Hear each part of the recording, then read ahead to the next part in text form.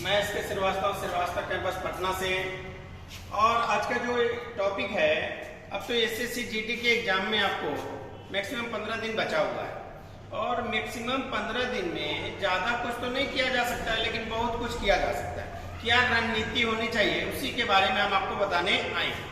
तो SSC GD हम कैसे क्रैक करेंगे? एसएससी जीडी 2021 तो अभी एग्जाम होने वाला है। इस नवंबर की 15 तारीख के बाद एग्जाम आपका स्टार्ट लेगा एसएससी जीडी का।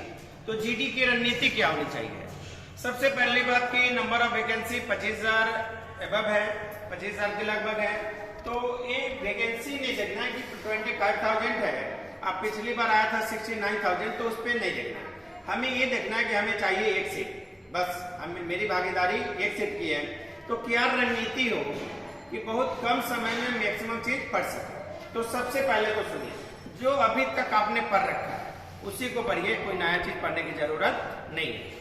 अब रही बात कि जो जो सब्जेक्ट होता है वो रीजनिंग होता है, मैथ, जीके, जीएस और हिंदी या इंग्लिश। हिंदी या इंग्लिश, हिंदी का भी एग्जाम, इंग्लिश भी होगा एग्जाम में, लेकिन आप हिंदी चूज कर सकते हैं या इंग्लिश, जो आपका बेटर होगा वो आप चुन सकते हैं। तो सुनिए, रीजनिंग का 25 क्वेश्चन होता है, मैथ का भी 25 क्वेश्चन, जीके जीएस में 25 क्वेश्चन, हिंदी और इंग्लिश में 25 क्वेश्चन। सुनिए कैसे रणनीति अपनाएंगे एग्जामिनेशन हॉल में, सो मैं आपको बताऊंगा।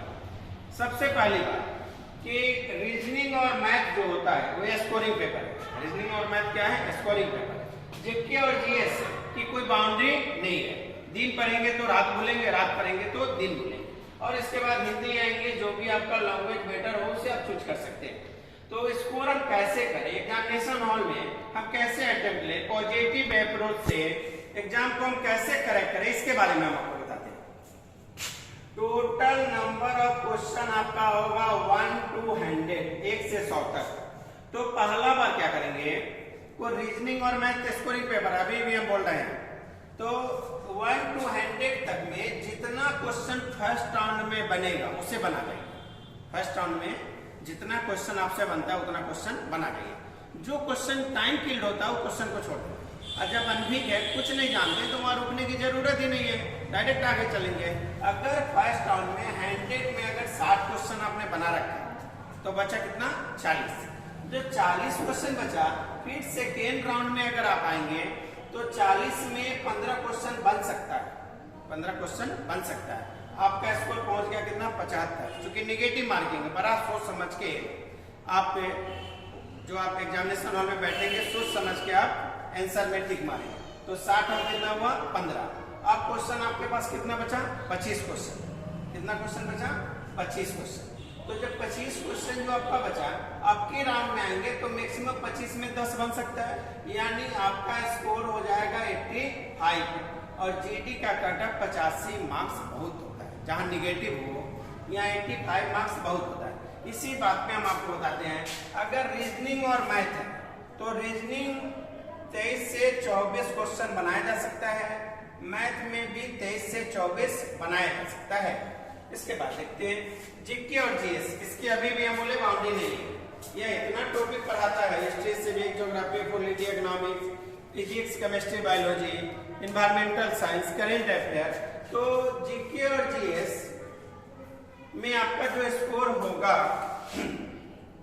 अगर बहुत बेटर आपका है, जीके जीएस बहुत बेटर है, तो 17 से 19 नंबर जाएगा, इससे ज्यादा नंबर नहीं जाएगा। और आपकी लैंग्वेज क्या होगी? हिंदी या इंग्लिश। तो इसमें आप 18 से 20 क्वेश्चन बना सकते हैं। 18 से कितना? 20 क्वेश्चन बन सकता है, इससे ज्यादा क्वेश्चन आपसे नहीं बनेगा। रीजनिंग और मैथ अभी भी देखिए, 24 into 24, 24 plus 24, 48, 48 से 50 क्वेश्चन उससे बनेगा। इससे अगर 15 भी बना तो 15 और 15 कितना होगा? 30। मतलब 50 और 30 80 हुआ, और 2 4 5 और क्वेश्चन बनेगा तो 85 क्वेश्चन के आप दहलीज पे हो जाएंगे। तो सबसे पहले किसको बना सो बताते हैं। सबसे पहले जीके और जीएस को बना जाओ, जो आपको आसान लगता है। सब जानेंगे तो बनेगा, नहीं जानेंगे तो नहीं बनेगा, टाइम ज्यादा किल नहीं होगा।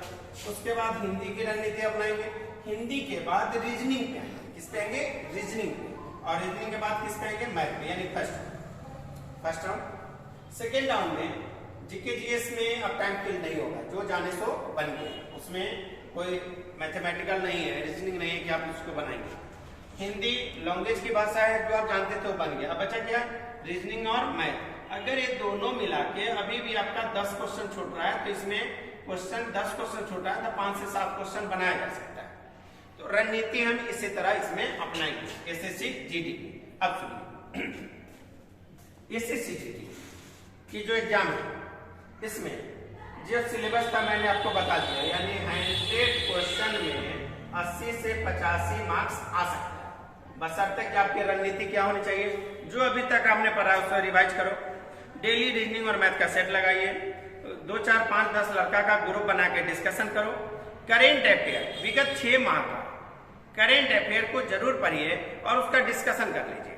और रीजनिंग और मैथ की सिलेबस तो फिक्स है कि यही पूछेगा। तो इस रणनीति से अगर आप चलते हैं तो आप एग्जाम में सक्सेस हो जाएंगे। और एग्जाम में सक्सेस होना ही बड़ी बात नहीं है, एग्जाम में स्कोर होना चाहिए। स्कोर पास तो हर एक व्यक्ति करता है, लेकिन मेरिट बनना चाहिए। मेरिट बनाने के लिए 80 से 85 नंबर होना चाहिए। इसी रणनीति के तहत आप अगर आप काम करते हैं तो आपको 80 से 85 मार्क्स लाना कोई बड़ी बात आपके लिए नहीं है।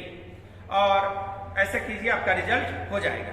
और फिर हम मिलते हैं आपको एसएससी जीडी को लेकर ही नेक्स्ट वीडियो में कि रीजनिंग में कौन कौन सा टॉपिक आप पढ़ेंगे कि एसएससी जीडी क्रैक हो सकता है, मैथ में कौन कौन सा टॉपिक पढ़ेंगे जो आपका क्रैक होगा, उसी तरह हिंदी और इंग्लिश के बारे और जीके और जीएस के बारे में आपको लेकर आऊंगा। तब तक के लिए धन्यवाद। मैं श्रीवास्तव सर, इस चैनल पे आप बने रहिए श्रीवास्तव कैंपस पे। तब तक के लिए धन्यवाद, थैंक यू।